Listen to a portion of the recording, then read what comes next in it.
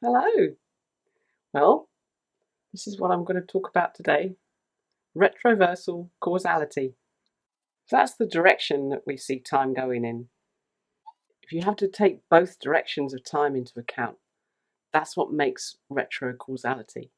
So the past is influencing the future is influencing the past, but there is a constant flux and flow of influence from both directions all the time.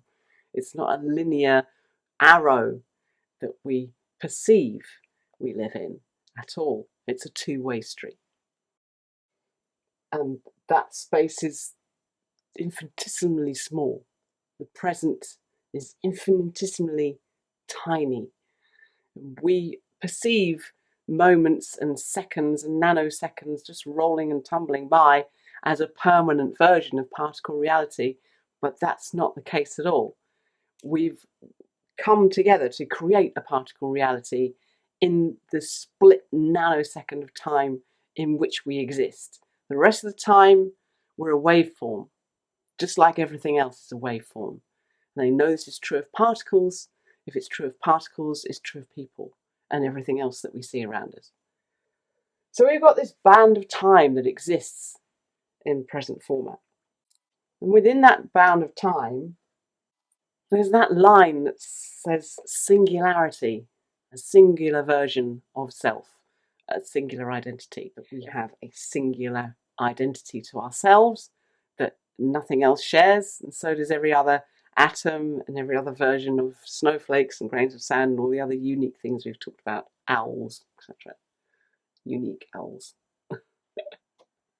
This funnel of time feeds into a kind of a pool. You can see how the waves kind of cause the ripple effect in this pool of time that we perceive ourselves to be in. If we're sitting in a meeting or we're sitting in front of the TV, we're in a pool of time that seems to not change very much. But then big changes can come in, and they can throw things into the woodwork like spanners. So at any point here, with this pool of time to work with, you could say that we've got kind of this point triangulated with this point. The triangle reverts down to a circle. Wherever there's a triangle, you add up the angles, you add up the degrees, it's 360, it's a circle. And where you've got this triangulation, you've got the two versions that could have happened. So they're the two options could have happened. And the third one is what did happen. So that's where the waveform collapsed into an actual particle reality that did happen. But always, because of superposition, there are two options or more. I mean, we don't know how many options. Could be an infinite number of options. You've got to take the multiverse into account somewhere. So now that we've got this triangulation, if I draw the circle, sorry, Wall. The circles in nature generally are helical.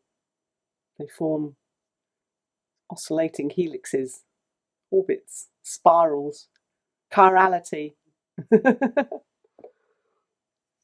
So circles tend to turn into those in nature, one way or the other.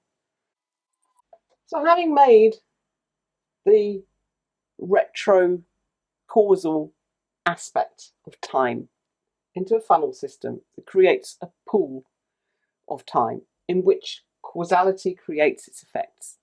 So we have options, we fall into one version of those options. This then creates a funnel, if you like, into which our singularity falls.